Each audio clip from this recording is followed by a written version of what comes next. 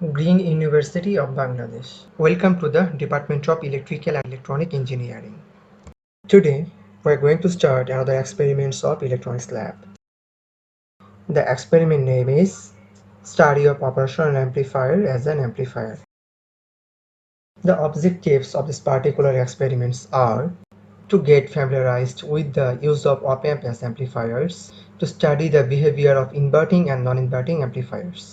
At the end of the experiment, student will be able to learn, explain the operation of op-amp as an amplifier, point out the difference of behavior of the inverting and non-inverting amplifiers.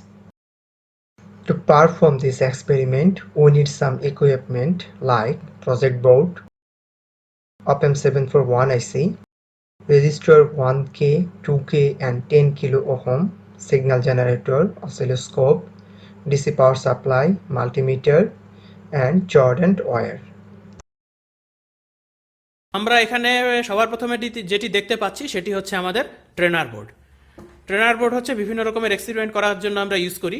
এখানে মাঝখানে আমরা bread board দেখতে পাচ্ছি। এই bread বোর্ডের কাজ হচ্ছে basically এখানে আমরা বিভিন্ন রকমের সার্কিট এলিমেন্ট বসাতে পারি, যেমন বিভিন্ন রেজিস্টর অথবা ক্যাপাসিটর, ট্রানজিস্টর অথবা বিভিন্ন রকমের আইসি আমরা এখানে বসাতে পারি। এবং আশেপাশে আমরা যেগুলো দেখতে পাচ্ছি এগুলো সবই হচ্ছে বিভিন্ন রকমের মডিউল। এটা আমরা বিভিন্ন এক্সপেরিমেন্টের জন্য ইউজ করি। বাট আজকের আমাদের যেটি এক্সপেরিমেন্ট তার জন্য আমাদের এগুলো মডিউলের প্রয়োজন নেই। আজকের জন্য আমরা মেইনলি যে জিনিসটির উপর ফোকাস করব সেটি হচ্ছে আমাদের এখানে যে ব্রেডবোর্ড আছে। আমরা তাহলে এখন ব্রেডবোর্ডের কনফিগারেশন সম্পর্কে জানব। সো এখানে আমরা দেখতে পাচ্ছি ব্রেডবোর্ডের বিভিন্ন কানেকশন। এখানে আমাদের ব্রেডবোর্ডে আমরা মেইনলি দুই রকমের কানেকশন দেখতে পাই। এখানে দুটি স্ট্রিপ আছে। এখানে এটি হচ্ছে আমাদের পাওয়ার অথবা বাস স্ট্রিপ। এখানে আমরা দেখতে পাচ্ছি এই যে আমাদের দুটি কালার আছে, এখানে হচ্ছে লাল কালার এবং এখানে হচ্ছে কি নীল কালার। এবং যদি ভালো মতন খেয়াল করেন তাহলে আমরা এখানে দেখতে পাবো যে এখানে হচ্ছে আমাদের কি একটি প্লাস সাইন আছে, এখানে মাইনাস সাইন আছে। এই জিনিসগুলো হচ্ছে আমাদের পাওয়ারের লাইন অথবা পাওয়ার বাস বা বাস স্ট্রিপ যেটাই বলতে পারেন। এখানে আমাদের কয়টি আছে? 1 2 3 4টি আমরা বাস স্ট্রিপ দেখতে পাচ্ছি এবং তার মাঝখানে আমাদের এই যে ট্র্যাকগুলো আছে এটা হচ্ছে আমাদের টার্মিনাল স্ট্রিপ। এখানে আমরা বিভিন্ন রকমের আইসি অথবা সার্কিট এলিমেন্ট আমরা বসাতে পারি। পাওয়ার স্ট্রিপের ক্ষেত্রে আমরা বিভিন্ন সার্কিটে পাওয়ার সাপ্লাই দেওয়ার জন্য আমরা মেনলি পাওয়ার স্ট্রিপটি ইউজ করি। আমরা এখানে যে প্লাস আর মাইনাস দেখতে পাচ্ছি এখানে আমরা বিভিন্ন রকমের ভোল্টেজ ডিফারেন্স আমরা দিতে পারি।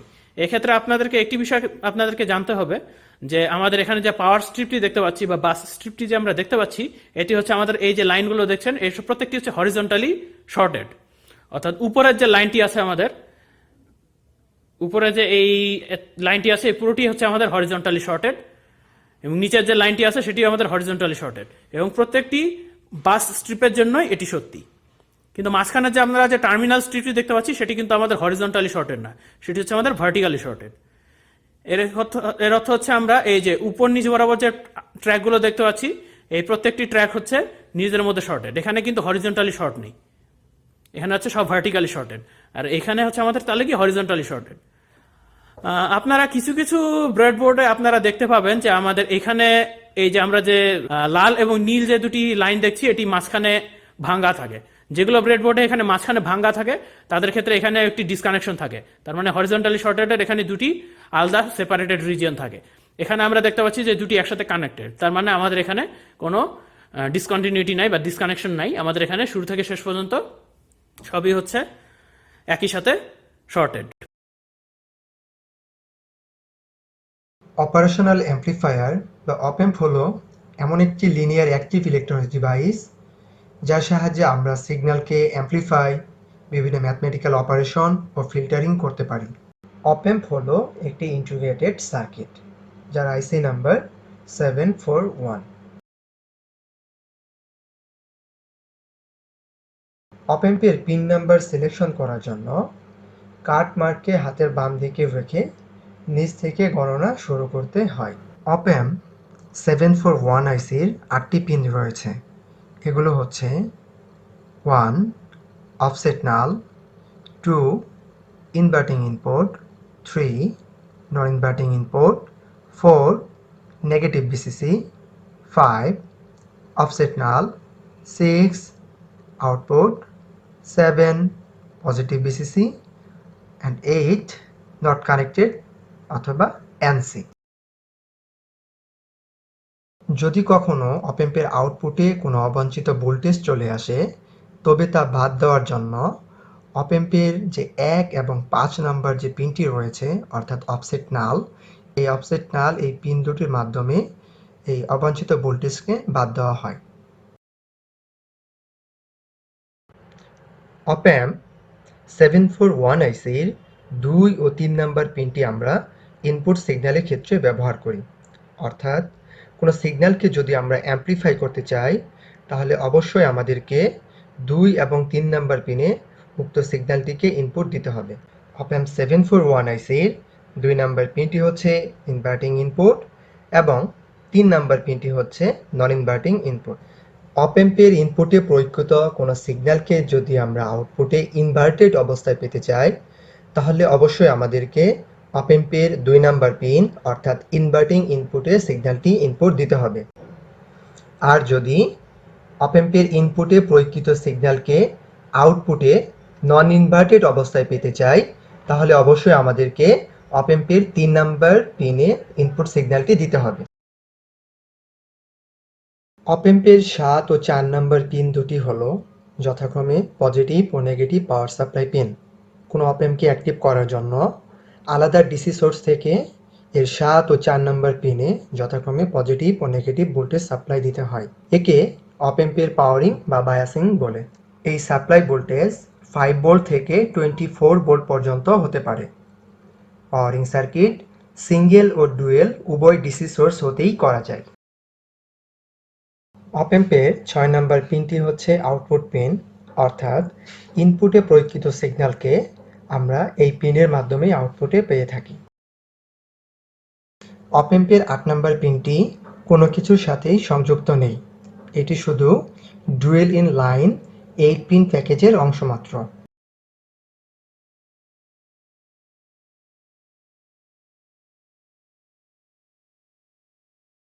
এখন আমরা যে ডিভাইসটি দেখতে পাচ্ছি এর নাম হচ্ছে ফাংশন জেনারেটর বা সিগন্যাল জেনারেটর, অর্থাৎ এর মাধ্যমে আমরা যে কোনো এসি সিগন্যালকে জেনারেট করতে পারি।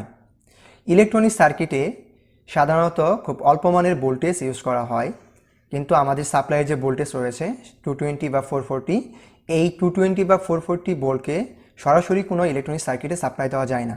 তো এই ক্ষেত্রে আমরা যেটা করতে পারি, স্টেপ ডাউন ট্রান্সফরমার ইউজ করে ভোল্টেজকে আমরা কমিয়ে আনতে পারি, অথবা ফাংশন জেনারেটর ইউজ করে আমাদের কাঙ্ক্ষিত ভোল্টেজকে আমরা জেনারেট করতে পারি।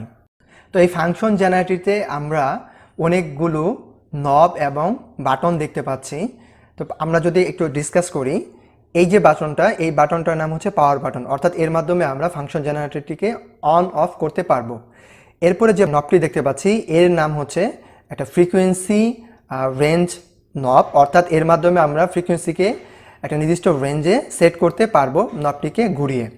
এখানে আমরা অনেকগুলো বাটন দেখতে পাচ্ছি 1 থেকে 1 এম পর্যন্ত, অর্থাৎ এগুলো হলো একটি সার্টেইন পজিশনে আমরা ফ্রিকোয়েন্সিকে সেট করার জন্য ইউজ করব। অর্থাৎ আমরা যদি 1K বাটনটা প্রেস করি, এই 1K বাটনটা প্রেস করার দ্বারা বোঝা যাচ্ছে যে আমরা ফ্রিকোয়েন্সিকে 1 থেকে 1K পর্যন্ত একটা নির্দিষ্ট পজিশনে পেতে পারবো, এবং এক্ষেত্রে আমরা এই ফ্রিকোয়েন্সির যে নবটা আছে এই নবটাকে মুভ করে আমাদের সার্টেইন ফ্রিকোয়েন্সি রেঞ্জে আমরা এটা সেট করতে পারবো। এরপর আমরা এখানে দেখতে পাচ্ছি যে সাইনোসাইডাল, ট্রায়াঙ্গুলার এবং স্কোয়ার ওয়েভের কয়েকটা বাটন, অর্থাৎ আমরা যদি কোনো সাইনোসাইডাল সিগন্যালকে জেনারেট করতে চাই তাহলে আমাদের এই সাইনোসাইডাল বাটনটাকে অ্যাক্টিভ করতে হবে।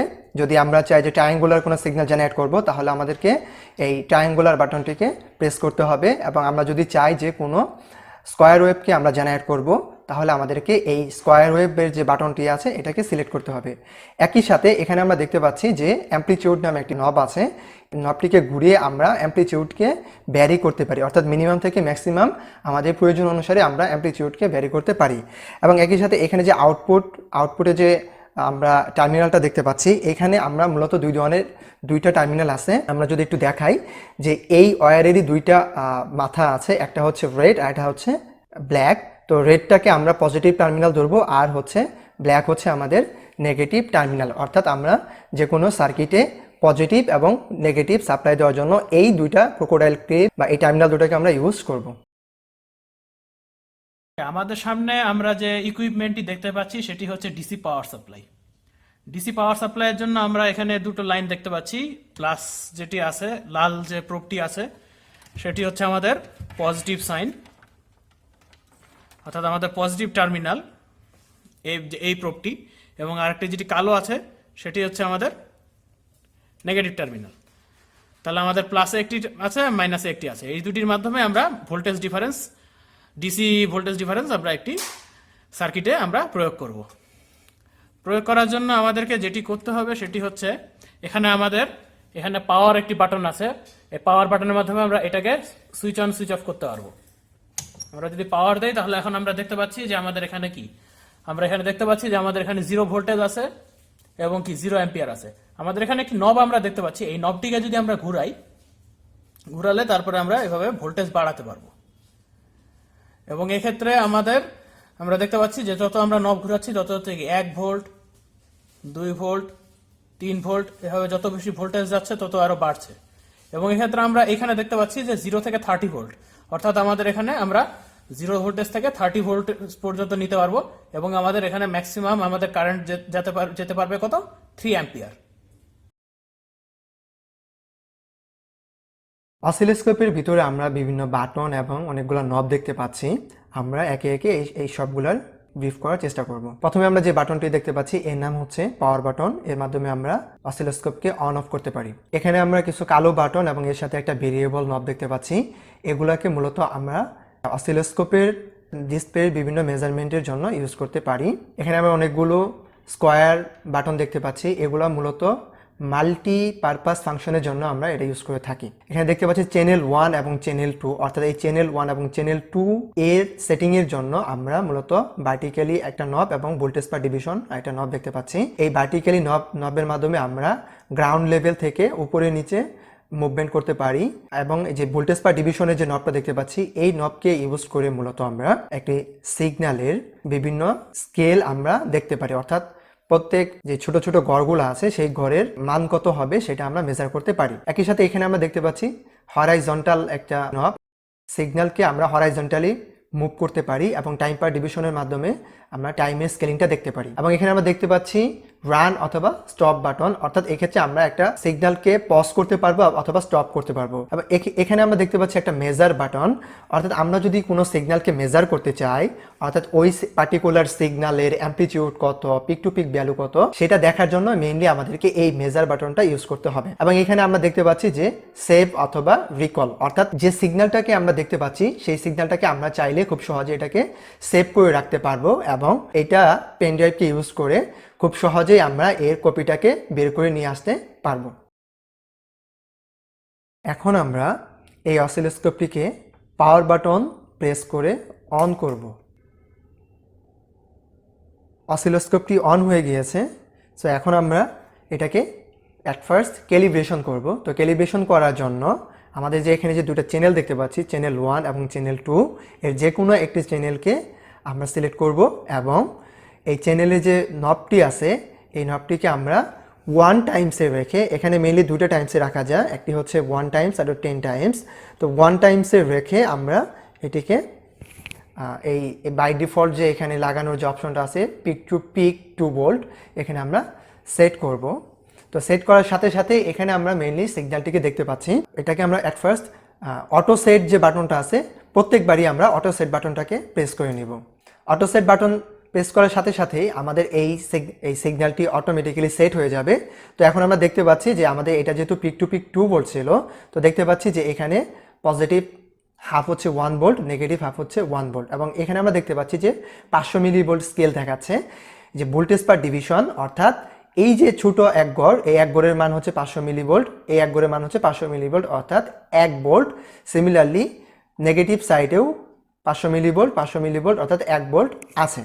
তো আমরা যদি ভার্টিক্যালি এটাকে মুভমেন্ট করতে চাই তাহলে আমাদের এই যে ভার্টিক্যাল নবটা আছে এই নবটাকে ইনিশিয়ালি আমরা ঘুরিয়ে এটাকে মুভমেন্ট করতে পারবো। এবং একই সাথে এই যে ভোল্টেজ পার ডিভিশন, এটা হচ্ছে একটা স্কেল অ্যাডজাস্টমেন্ট শুধুমাত্র। তো আমরা এটাকে ঘুরাই, এখন আমরা কি দেখতে পাচ্ছি, এখন দেখতে পাচ্ছি যে এটা 1 ভোল্ট, অর্থাৎ পিক টু পিক 1 ভোল্ট। তাহলে ছোটো এক গড়ে মান হয়ে গেলে এখন 1 ভোল্ট পজিটিভ হাফ, এবং নিচের দিকেও 1 ভোল্ট হয়ে গেল, এটা হচ্ছে নেগেটিভ হাফ। এভাবে আমরা এই ভোল্টেজ পার ডিভিশন এবং এই ভার্টিক্যাল যে নবটি আছে এটাকে আমরা অ্যাডজাস্ট করে আমরা স্কেলিংটাকে অ্যাডজাস্ট করতে পারবো। সো এখানে আমরা যে হরাইজন্টাল নবটি দেখতে পাচ্ছি এবং টাইম পার ডিভিশন যে নবটি দেখতে পাচ্ছি এর মাধ্যমে মূলত আমরা একটা সিগন্যালকে হরাইজন্টালি মুভ করতে পারবো। আমরা যদি একটু খেয়াল করি তাহলে আমরা দেখতে পাচ্ছি যে এটা হরাইজন্টালি মুভ হচ্ছে। আমরা এখানে বাম দিকে যাচ্ছে সিগন্যালটা, অর্থাৎ এই জিরো পজিশন থেকে বাম দিকে চলে গেছে। আবার যদি আমরা ডান দিকে মুভ করি তাহলে দেখবো এটা আমাদের ডান দিকে চলে আসছে। তো এটাকে আমরা সেন্ট্রালি সবসময় রাখার চেষ্টা করব। আমরা এখানে দেখতে পাচ্ছি যে আমরা 1K হার্টজ একটা ফ্রিকোয়েন্সি এবং এই টাইম পার ডিভিশন হচ্ছে 250 মাইক্রোসেকেন্ড। তো এই টাইম পার ডিভিশনটাকে যদি আমরা একটু নবটাকে যদি একটু মুভ করি তাহলে দেখতে পারবো এখন এটাকে আমরা জাস্ট বাড়িয়ে দিয়েছি। এখন দেখতে পাচ্ছি আমরা এটা 500 মাইক্রো সেকেন্ড, এটাকে যদি আরও বাড়াই দিই এখন দেখতে পাচ্ছি 1 মিলি সেকেন্ড, এটা 2.5 মিলি সেকেন্ড। সো এই যে টাইম পার ডিভিশন যে নবটি আছে এই টাইম পার ডিভিশনের নবের মাধ্যমে আমরা এটাই বুঝতে পারছি যে আমাদের টাইমের স্কেলটা দেখতে পাচ্ছি, অর্থাৎ এই ঘর থেকে এই ঘর পর্যন্ত এখন আমরা টাইমে সেট করে রাখছি সেটা হচ্ছে 500 মাইক্রোসেকেন্ড। এখন যদি এটাকে আমরা আরেকটু ঘুরাই তাহলে এখন আমরা দেখতে পাচ্ছি যে এই ঘর থেকে এই ঘর পর্যন্ত হচ্ছে আমাদের 250 মাইক্রোসেকেন্ড, অর্থাৎ পুরা এই হাফ সাইকেলের জন্য আমাদের হচ্ছে 500 মাইক্রোসেকেন্ড। তো এখানে আমাদের পজিটিভ হাফের জন্য লাগছে হচ্ছে 500 মাইক্রোসেকেন্ড এবং নেগেটিভ হাফ সাইকেল সম্পন্ন হওয়ার জন্য লাগছে হচ্ছে 500 মাইক্রোসেকেন্ড, অর্থাৎ পুরো একটি সাইকেল সম্পন্ন হতে লাগছে 1000 microsecond, that mean 1 milli second.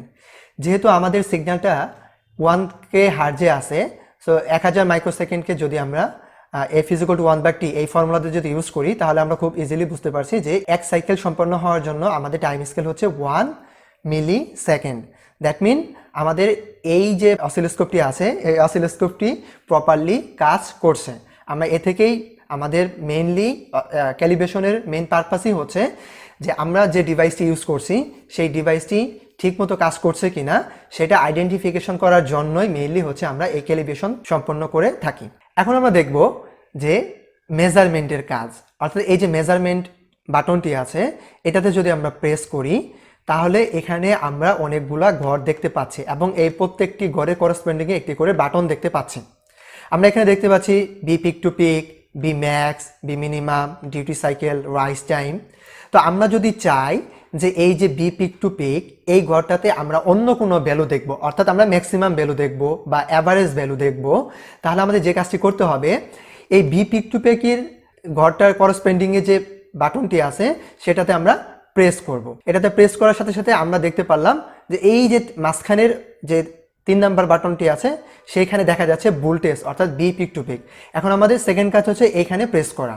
এখানে প্রেস করার সাথে সাথে আমাদের অনেকগুলা সিলেক্ট মেজারমেন্ট চলে আসছে, অর্থাৎ আমরা কি করতে চাচ্ছি। সাপোজ আমরা এখন অ্যামপ্লিটিউড দেখব, তাহলে এটার জন্য এই যে ভেরিয়েবল নবটি আছে এই ভেরিয়েবল নবটিকে আমরা ভ্যারি করব। আমরা এইভাবে ভ্যারি করে অ্যামপ্লিটিউড পজিশনে নিয়ে আসব।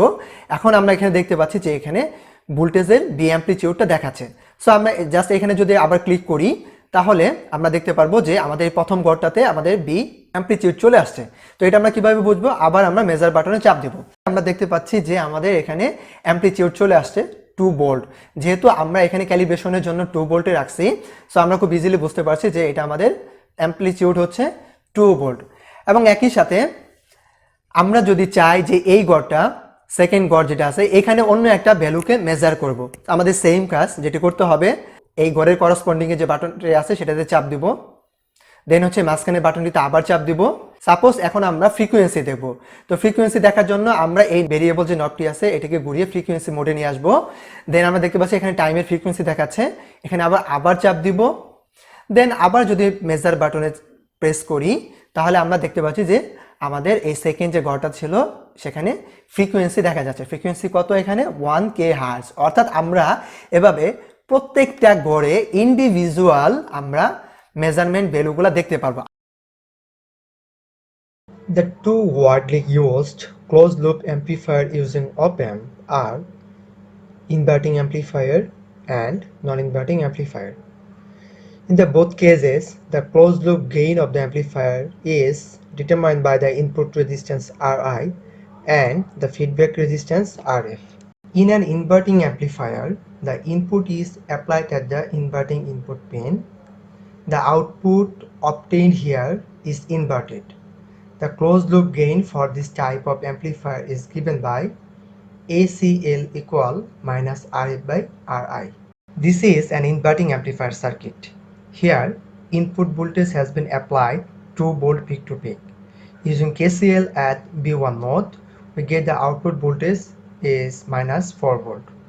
Now, we will construct an inverting amplifier circuit according to this circuit diagram, and we will try to observe the input and output wave shape at oscilloscope.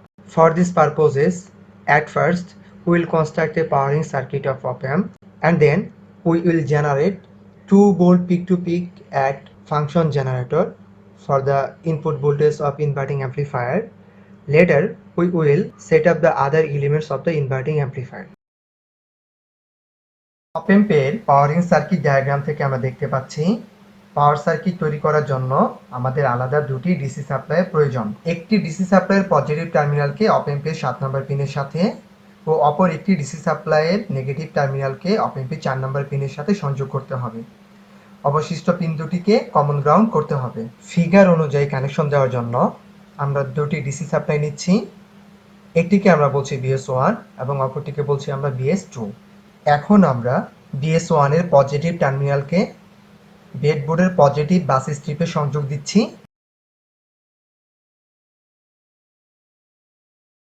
BS2 এর negative টার্মিনালকে বাস স্ট্রিপের negative সাইডে সংযোগ দিচ্ছি। এখন আমরা অবশিষ্ট টার্মিনাল দুটিকে অর্থাৎ BS1 এর নেগেটিভ টার্মিনালকে এবং BS2 এর পজিটিভ টার্মিনালকে একটি চর্ডের মাধ্যমে ব্রেডবোর্ডের যে কোনো একটি স্ট্রিপে কমন গ্রাউন্ড করে রেখে দিব।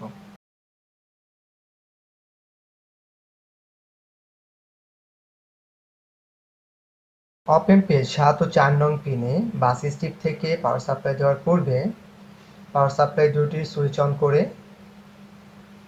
BS1-কে 10 ভোল্টে সেট করে রাখতে হবে এবং একই সাথে আমাদের যে অপর পাওয়ার সাপ্লাই রয়েছে অর্থাৎ BS2 একেও 10 ভোল্টে সেট করে রাখতে হবে।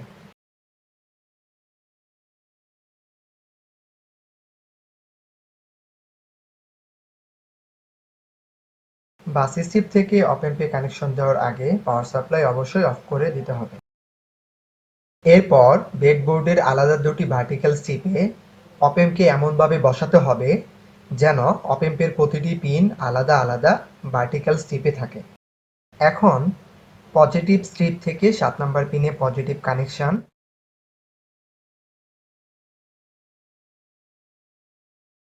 ও নেগেটিভ স্ট্রিপ থেকে 4 নম্বর পিনে নেগেটিভ কানেকশন দিতে হবে।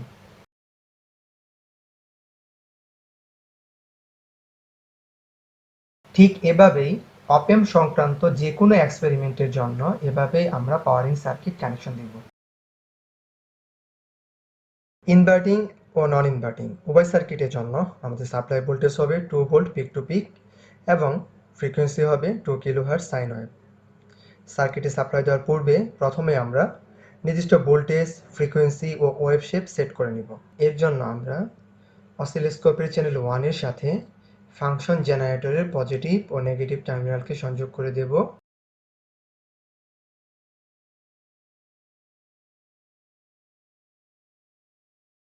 এবং এরপর অসিলোস্কোপ ও ফাংশন জেনারেটরটিকে অন করে দেব। 2 কিলোহার্টজ সাইন ওয়েভ সেট করার জন্য ফাংশন জেনারেটরের ফ্রিকোয়েন্সি নব ঘুরিয়ে নিব এবং ফ্রিকোয়েন্সি অলমোস্ট 2কে সেট করে নেব এবং সাইন ওয়েভ বাটন প্রেস করে সাইন ওয়েভ সিলেক্ট করে নেব। অসিলোস্কোপের অটো সেট বাটনে প্রেস করব এবং ওয়েভ শেপ কি আসে তা আমরা দেখে নেব। এরপর মেজার বাটনে প্রেস করে মেজারমেন্ট ভ্যালুগুলো দেখব এবং ফাংশন জেনারেটরের অ্যামপ্লিটিউড নবটি ঘুরিয়ে আমাদের যে কাঙ্ক্ষিত অ্যামপ্লিটিউড অর্থাৎ 2 ভোল্ট পিক টু পিক সেটিকে সেট করে নেব। জুম ইন করে আমরা দেখতে পাচ্ছি আমাদের set voltage 2 volt peak to peak. এখন এটিকে আমরা সার্কিটে সাপ্লাই দেব। কিভাবে অপারেশনাল অ্যামপ্লিফায়ারের বায়াসিং সার্কিট তৈরি করতে হয় তা আমরা ইতিমধ্যে অবগত হয়েছি। এখন আমরা যেটি করব, ইনভার্টিং অ্যাম্প্লিফায়ারের অন্যান্য কানেকশনগুলো ফিগার অনুযায়ী দিব। ফিগার অনুযায়ী আমরা দেখতে পাচ্ছি অপ অ্যাম্পের 2 নাম্বার পিনে একটি 1K রেজিস্ট্যান্স কানেক্টেড। সো এখন আমরা যেটি করব, অপ অ্যাম্পের 2 নাম্বার পিনে একটি 1K রেজিস্ট্যান্স কানেক্ট করে দিব।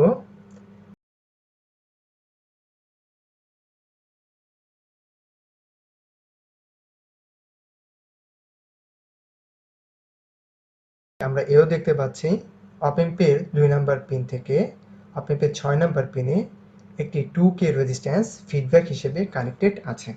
সো সেটিকেও আমরা এখন কানেক্ট করে দিব।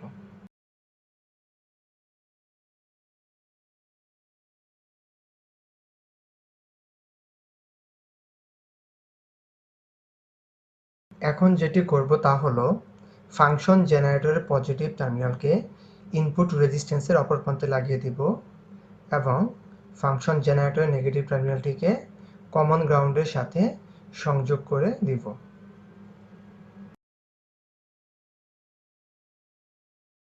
ফিগার অনুযায়ী একটি 10K রেজিস্ট্যান্সকে অপ অ্যাম্পের 6 নাম্বার পিন থেকে কমন গ্রাউন্ডের সাথে সংযোগ করে দিব।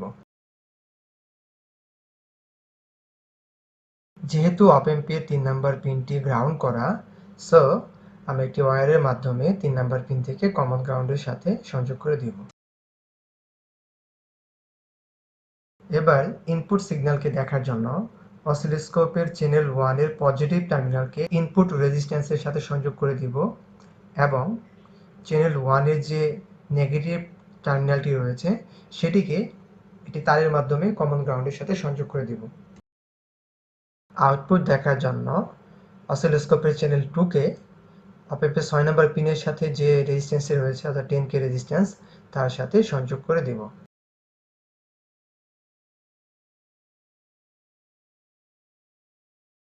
অসিলোস্কোপ ডিসপ্লের হলুদ রঙের সিগন্যালটি হচ্ছে ইনপুট সিগন্যাল এবং নীল রঙের সিগন্যালটি হচ্ছে output signal.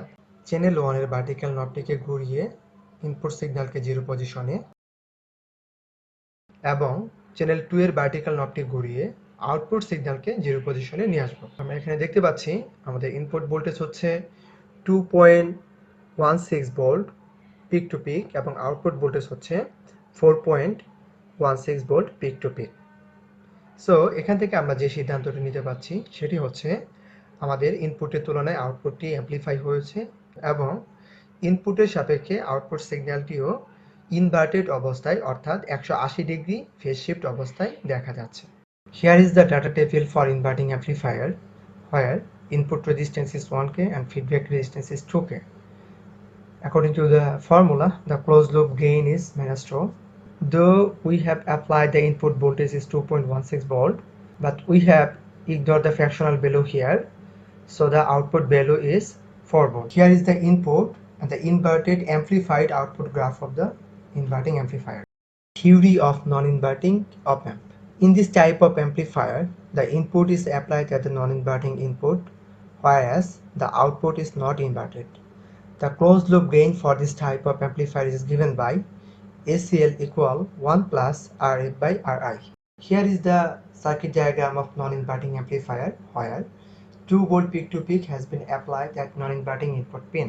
Using KCL at B1 node, we are getting the output voltage 6 volt peak to peak for this particular circuit. Operational অ্যাম্প্লিফায়ারে পাওয়ারিং সার্কিট কিভাবে তৈরি করতে হয় তা আমরা ইতিমধ্যে জানি। নন ইনভার্টিং অ্যাম্প্লিফায়ার সার্কিট কানেকশনের জন্য ইতিমধ্যে আমরা বায়াসিং সার্কিট সম্পন্ন করে রেখেছি। এখন আমরা যেটি করব, সার্কিট ফিগার অনুযায়ী অপ অ্যাম্পের 2 নাম্বার পিনে একটি 1K রেজিস্ট্যান্স সংযোগ করব। 1K রেজিস্ট্যান্সের অপর টার্মিনালটি একটি ওয়্যারের মাধ্যমে কমন গ্রাউন্ডে যুক্ত করে দিব।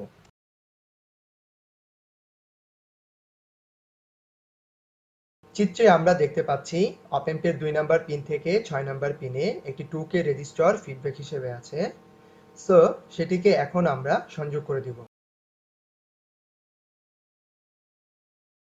As a non inverting amplifier আমাদেরকে সাপ্লাই দিতে হবে অপ অ্যাম্পের 3 নাম্বার পিনে, অর্থাৎ ফাংশন জেনারেটরের পজিটিভ টার্মিনালকে অপ অ্যাম্পের 3 নাম্বার পিনে ও নেগেটিভ টার্মিনালকে গ্রাউন্ড করতে হবে। এখন আমরা পজিটিভ টার্মিনালটিকে একটি ওয়্যারের মাধ্যমে 3 নাম্বার পিনে এবং নেগেটিভ টার্মিনালটিকে অপর একটি ওয়্যারের মাধ্যমে কমন গ্রাউন্ডের সাথে সংযোগ করে দিব। ইনপুট দেখার জন্য আমরা অসিলোস্কোপের চ্যানেল 1 কে ব্যবহার করব এবং আউটপুট দেখার জন্য আমরা অসিলোস্কোপের চ্যানেল 2 কে ব্যবহার করব।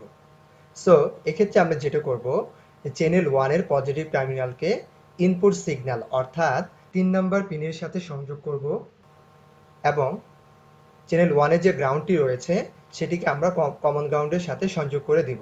আউটপুট দেখার জন্য একটি 10K রেজিস্ট্যান্সকে অপ অ্যাম্পের 6 নম্বর পিন থেকে কমন গ্রাউন্ডে সংযুক্ত করে দিব এবং অসিলোস্কোপের যে চ্যানেল 2টি রয়েছে সেটিকে অপ অ্যাম্পের 6 নম্বর পিনের সাথে সংযোগ করে দিব। অসিলোস্কোপে আমরা হলুদ রঙের যে সিগন্যালটি দেখতে পাচ্ছি সেটি হচ্ছে আমাদের ইনপুট সিগন্যাল, অর্থাৎ এটি চ্যানেল 1 এর সাথে কানেক্টেড, এবং নীল রঙের যে সিগন্যালটি দেখতে পাচ্ছি সেটি হচ্ছে আমাদের আউটপুট সিগন্যাল, এটি চ্যানেল 2 এর সাথে কানেক্টেড। চ্যানেল 1 ও চ্যানেল 2 এর ভার্টিক্যাল নব ঘুরিয়ে ইনপুট ও আউটপুট সিগন্যালকে অসিলোস্কোপের ডিসপ্লের 0 পজিশনে নিয়ে আসব এবং লক্ষ্য করব ইনপুটের তুলনায় আউটপুট অ্যামপ্লিফাই হয়েছে কিনা এবং আউটপুটকে নন ইনভার্টেড অবস্থায় পাওয়া যাচ্ছে কিনা। এখানে আমরা দেখতে পাচ্ছি যে আমাদের ইনপুট ভোল্টেজ 2.16 থেকে 2.2 ভোল্ট পিক টু পিক পর্যন্ত ভ্যারি করছে এবং output voltage 6.4 volt peak to peak. যদিও আমাদের ইনপুটে 2 ভোল্ট এবং আউটপুটে 6 ভোল্ট আসার কথা, কিন্তু ফাংশন জেনারেটরের অ্যাকুরেসিটা 100% না হওয়ার জন্য এই প্রবলেমটা আমরা দেখতে পাচ্ছি এবং আমরা এটাও দেখতে পাচ্ছি আমাদের আউটপুট অ্যামপ্লিফাইড এবং নন ইনভার্টেড অবস্থায় আসছে, অর্থাৎ আমাদের কাঙ্ক্ষিত ফলাফলটি আমরা পেয়েছি। নাও from the data table of non inverting amplifier, the input resistance is 1K and feedback resistance 2K. According to the formula, the gain is 3, input voltage 2 volt peak to peak and output voltage 6 volt peak to peak. Finally, this is the input and output graph of non-inverting amplifier where the output voltage has been amplified but not inverted. Procedure to construct inverting amplifier. At first, measure the resistance Ri and Rf by multimeter and record in spaces provided. Construct the circuit diagram of inverting amplifier. Apply plus 10 volt and minus 10 volt as biasing voltages. Set the input voltage at 2 volt peak and the frequency at 2 kHz. Now, draw the input and output shapes in the graphs provided. The output should be measured across the load resistance RL. Procedure to construct non-inverting amplifier. Construct the circuit diagram of non-inverting amplifier. Apply plus 10 volt and minus 10 volt as biasing voltage as well. Set the input voltage EI at 2 volt peak and the frequency at 2 kHz. Now, draw the input and output shapes in the graph provided. The output should be measured across the load resistance RL. Here is a sample of lab report.